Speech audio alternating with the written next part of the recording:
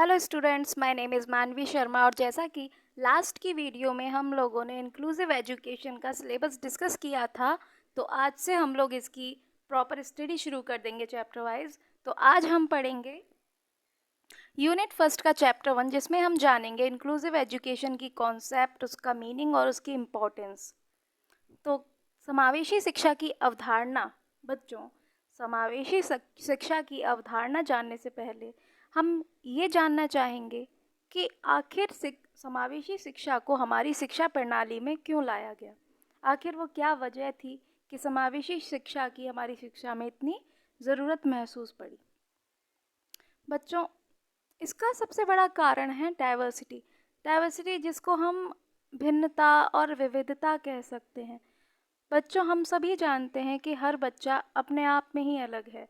सभी बच्चे एक जैसे नहीं होते हैं। सभी बच्चे मेंटली रिटार्डेड हों, कोई ज़रूरी नहीं है। सभी बच्चे फिज़िकली फ़िट हों, ये भी कोई ज़रूरी नहीं है। सभी बच्चे की अलग अलग खूबियाँ होती हैं, अलग अलग उनमें कमियाँ भी होती हैं। कुछ बच्चे गिफ्टेड होते हैं, कुछ बच्चे फिज़िकली डिसेबल्ड होते हैं, कुछ बच्चे मेंटली रिटार्डेड होते हैं। कुछ बच्चे किसी और कल्चर से आते हैं, कुछ बच्चों का कल्चर कुछ और होता है। ये सारी ही वजह हैं जिनकी वजह से बच्चे कई बार भेदभाव का सामना बच्चों को करना पड़ता है।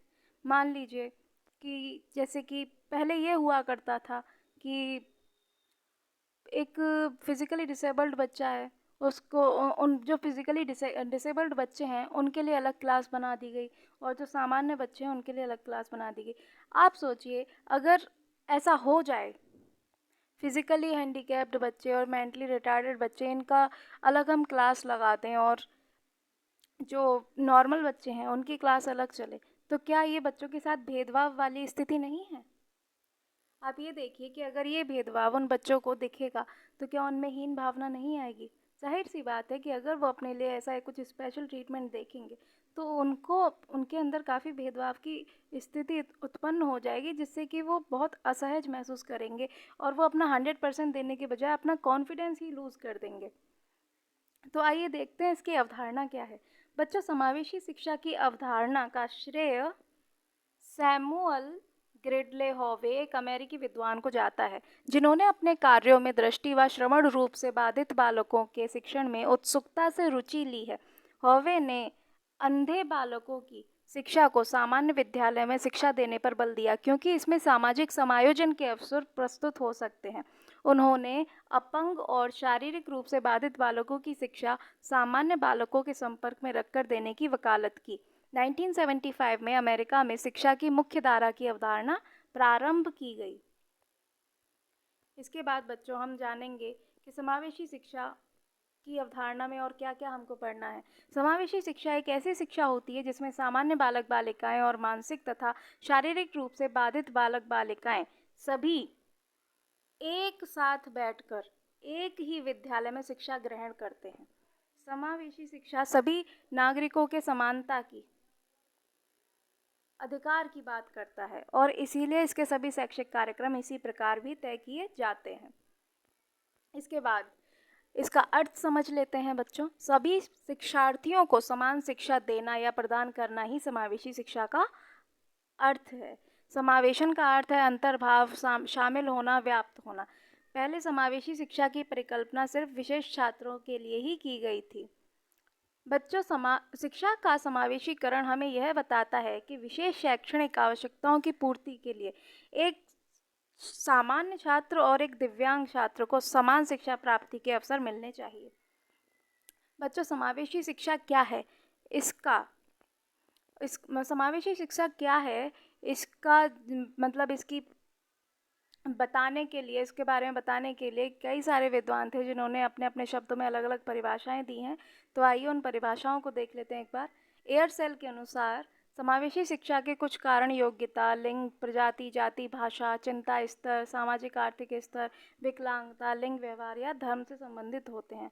दुबे के अनुसार समावेशी शिक्षा एक ऐसी शिक्षा प्रणाली है जो छात्रों की योग्यता, क्षमता, शारीरिक और आर्थिक स्थितियों के अनुरूप शिक्षा प्रदान करती है। स्टीफन और ब्लैकहर्ट ने बच्चों बहुत अच्छी इसकी परिभाषा दी है। शिक्षा की मुख्य धारा का अर्थ बाधित बालकों एवं बालिकाओं को सामान्य विद्यार्थियों के साथ एक ही कक्षा में शिक्षा की व्यवस्था कराना है, जिससे उनको सामान्य विद्यार्थियों की तरह ही आगे बढ़ने में मदद मिले और उन्हें हीन भावना का एहसास ना हो कि वे दूसरे से कमतर हैं। अन्य शिक्षा शिक्षा शास्त्रियों के अनुसार समावेशी शिक्षा अधिगम के ही नहीं बल्कि विशिष्ट अधिगम के नए आयाम खोलती है। समेकित शिक्षा, बच्चों समेकित शिक्षा को हम समावेशी शिक्षा भी कह सकते हैं। समेकित शिक्षा को एक आधुनिक सोच की तरह परिभाषित किया जा सकता है, जो कि शिक्षा को अपने में समेटे हुए दृष्टिकोण से मुक्त करती है और ऊपर उठने के लिए प्रोत्साहित करती है। इसके बाद हम ये जानेंगे कि ये किन कारणों से महत्वपूर्ण है। तो बच्चों, शारीरिक दोषों से मुक्त विभिन्न बच्चों की विशेष आवश्यकताओं की पहचान एवं निर्धारण करना। शारीरिक दोषों के गंभीर होने से पहले रोकथाम के उपाय करना। बच्चों को सीखने में होने वाली समस्याओं को ध्यान में रखते हुए काम करने के विभिन्न नवीन तरीकों के माध्यम से छात्रों को शिक्षा प्रदान करना। शारीरिक रूप से अक्षम बच्चों का पुनर्वास और शारीरिक रूप से विकलांग बच्चों की सीखने की समस्याओं के बारे में जानकारी प्रदान करना। शारीरिक रूप से विकलांग बच्चों की सीखने की समस्याओं के बारे में जानकारी प्रदान करना और सुधार के लिए समूह संगठन तैयार करना। इसमें बच्चों हम इन सारे पॉइंट से ये समझ पाते हैं कि जो भी विशेष आवश्यकता वाले बच्चे हैं उनको क्या क्या आवश्यकताएं चाहिए उसकी पहचान करना, उनका निर्धारण करना।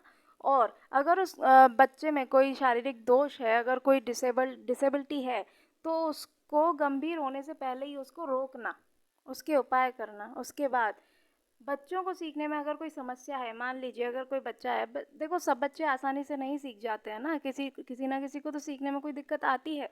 तो वो जो जो दिक्कत उसको आ रही है, जो समस्या उसको आ रही है, उसको ध्यान में रखते हुए ऐसी स्ट्रेटजी अपनाना, ऐसी पेडागोजिकल स्ट्रेटजीज अपनाना जिसके माध्यम से वो बच्चे अच्छे से शिक्षा मतलब अपना ग्रहण कर सकें, ऐसी स्ट्रेटजी हमें अपनानी होती हैं। और शारीरिक रूप से अगर बच्चे अक्षम हैं, वो नहीं अगर ढंग से कुछ कार्य कर पा रहे हैं, तो उनकी जो सीखने में उनको समस्याएं आ रही हैं उनके बारे में जानकारी प्रदान करना। और जो भी बच्चे हैं वो अगर सीखने में उनको समस्याएं हैं तो उनको जानकारी प्रदान तो करनी ही है। उसके बाद सुधार के लिए उसमें एक समूह संगठन तैयार करना, ये जो है हमें समावेशी शिक्षा बताती है। इसके बाद हम लोग पढ़ेंगे इसका स्कोप क्या है, मतलब समावेशी शिक्षा किन किन छात्रों के लिए उपयोगी है। तो समावेशी शिक्षा शारीरिक एवं मानसिक रूप से बाधित सभी बच्चों के लिए है। यह ऐसे प्रत्येक बालक के लिए शिक्षा एवं सामान्य शिक्षक की बात करता है जो इससे लाभ प्राप्त करने के योग्य है। अतः समावेशी शिक्षा का कार्य क्षेत्र ऐसे सभी बालकों के बीच अपनी पहुंच बनाना है एवं उन्हें अधिगम प्रदान कर सामान्य जीवन यापन हेतु अग्रसर करना है। तो किन बालकों के लिए? इन बालकों के लिए जो कि शारीरिक रूप से बाधित हैं और मानसिक रूप से बाधित बालक हैं, जो सामाजिक रूप से बाधित बालक हैं और जो शैक्षणिक रूप से बाधित बालक हैं। इसके बाद हम पढ़ेंगे इसका समावेशी शिक्षा का उद्देश्य क्या है। तो हम अब इसका उद्देश्य पढ़ेंगे। तो बच्चों, समावेशी शिक्षा का मुख्य उद्देश्य शारीरिक रूप से बाधित बालक हैं उनका पुनर्वास कराया जाना है।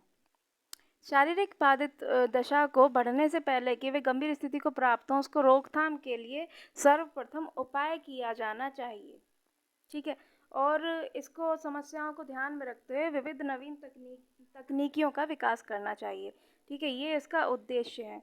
और शारीरिक दोष युक्त विभिन्न छात्र छात्राओं को विशेष आवश्यकताओं की सर्वप्रथम पहचान कराना तथा प्रदान करना और शारीरिक रूप से जो बालक बाधित हैं उनकी शिक्षा समस्याओं की जानकारी प्राप्त करना और निर्धारण करना।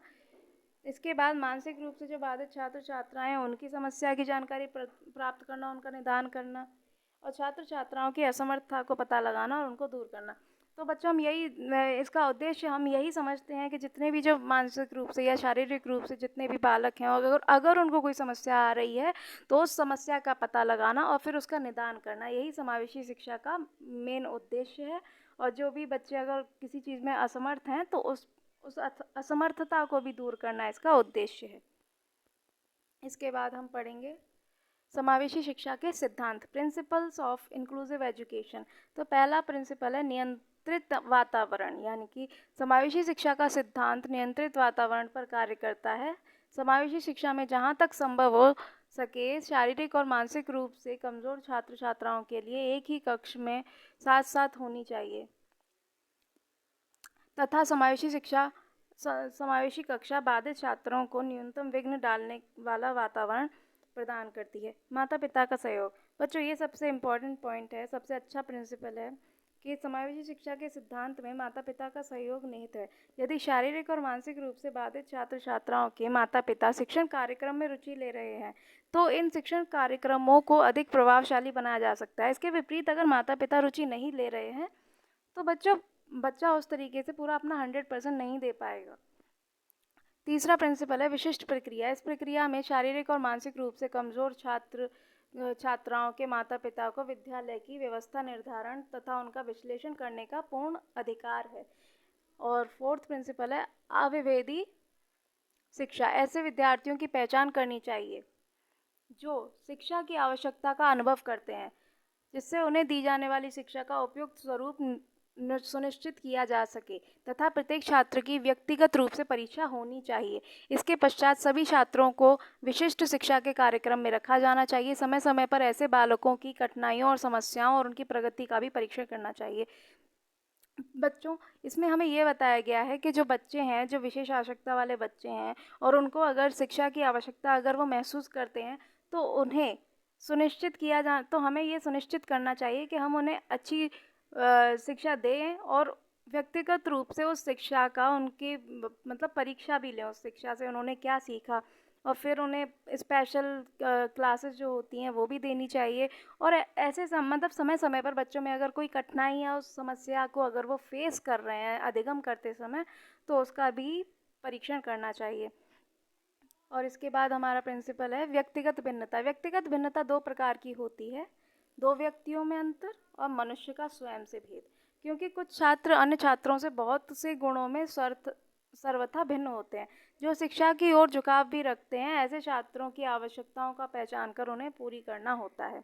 लास्ट प्रिंसिपल है हमारा व्यक्तित्व शिक्षा कार्यक्रम। समावेशी शिक्षा का सिद्धांत है व्यक्तित्व शिक्षा कार्यक्रम। जिन विद्यार्थियों को विशेष शिक्षा की आवश्यकता है उन्हें व्यक्तिगत व शिक्षा कार्यक्रम का आयोजन कराकर उनके लिए विशिष्ट कक्षाएं संचालित की जानी चाहिए। ठीक है, तो बच्चों अब आइए कुछ क्वेश्चंस कर लेते हैं। तो पहला क्वेश्चन है, सफल समावेशन में निम्नलिखित में से क्या आवश्यक नहीं है? ए संवेदीकरण, बी क्षमता निर्माण, सी अलगाव, डी माता पिता का समावेशन। तो बच्चों ध्यान रखिए, इसमें ये पूछा गया है कि क्या सफल समावेशन में क्या आवश्यक नहीं है। तो बच्चों संवेदीकरण तो आवश्यक है, क्षमता निर्माण भी आवश्यक है, माता पिता का समावेशन भी आवश्यक है। आवश्यक क्या नहीं है? अलगाव आवश्यक नहीं है। तो हमारा सही आंसर हो जाएगा अलगाव। ठीक है, इसके बाद हम नेक्स्ट क्वेश्चन पे आते हैं। शब्द विकलांग बच्चों का संदर्भ है। विकलांग से क्या संदर्भ है ये बताइए बच्चों। ऑप्शन ए है सभी बच्चे संवेदी शारीरिक कमजोरी के साथ, सभी बच्चे भावनात्मक कठिनाइयों और बौद्धिक हानि के साथ, या सी दोनों, या डी इनमें से कोई नहीं। बताइए बच्चों। बच्चों इसका आंसर आएगा सी, क्योंकि ये दोनों ही तरह की जो कठिनाइयाँ और जो कमज़ोरी बच्चे महसूस करते हैं ये विकलांग के अंदर ही आता है। ठीक है, तो इसलिए इसका आंसर हो जाएगा सी, बोथ ऑफ देम। इसके बाद नेक्स्ट क्वेश्चन, कक्षा में छात्रों को प्रश्न पूछने के लिए क्या करना चाहिए? प्रेरित करना चाहिए, उनको हतोत्साहित करना चाहिए, अनुमति नहीं देनी चाहिए, या रोक देना चाहिए? बच्चे सीधी सी बात है, अगर बच्चे क्लास में क्वेश्चंस पूछ रहे हैं तो हम उनको प्रेरित ही करेंगे। ठीक है, हम क्यों उनका मोरल डाउन करें, या हमें क्यों उनको अनुमति नहीं देनी चाहिए? ऐसा करेंगे तो फिर तो वो क्वेश्चन पूछेंगे ही नहीं ना, और अगर वो पूछेंगे नहीं तो फिर उनको जानकारी कैसे प्राप्त होगी? तो इसीलिए इसका आंसर होगा ऑप्शन नंबर ए, कि कक्षा में अगर छात्र प्रश्न पूछ रहे हैं तो उनको प्रेरित करना चाहिए। अगला क्वेश्चन है, समावेशी शिक्षा का मुख्य तत्व क्या है? तो ऑप्शन नंबर ए पाठ्यक्रम, ऑप्शन नंबर बी छात्र, ऑप्शन नंबर सी शिक्षक, या डी उपयुक्त सभी। तो बताइए बच्चों समावेशी शिक्षा का मुख्य तत्व क्या है? बच्चों बेसिकली इसके तीनों ही मुख्य तत्व हैं, पाठ्यक्रम भी, छात्र भी और शिक्षक भी। तो इसीलिए इसका आंसर हो जाएगा डी। क्योंकि खाली पाठ्यक्रम ही अगर हम मुख्य तत्व हो तो फिर पाठ्यक्रम को पढ़ेगा कौन? और अगर सिर्फ छात्र ही मुख्य तत्व हो तो पढ़ाने वाला भी तो कोई होना चाहिए। तो इसीलिए इसके सारे जो ये तीनों ही इसके मुख्य तत्व हैं। इसके बाद हम आते हैं नेक्स्ट क्वेश्चन पे, और हमें नेक्स्ट क्वेश्चन है, समावेशी शिक्षा के संस्थापक कौन थे? तो बताइए बच्चों, समावेशी शिक्षा के संस्थापक कौन थे? Who was the founder of inclusive education? ड्रैकोली, डेविस, ब्लूम या नरेंद्र देव? बच्चों इसका सही आंसर है ऑप्शन ए, ड्रैकोली। ड्रैकोली ही हैं जिन्होंने समावेशी शिक्षा की स्थापना की थी। तो बच्चों बताइए आपको क्लास कैसी लगी, कमेंट्स में ज़रूर बताइएगा, और क्लास को लाइक और शेयर करना बिल्कुल मत भूलिएगा, और ध्यान से सब्सक्राइब कर लीजिएगा। Thanks for watching.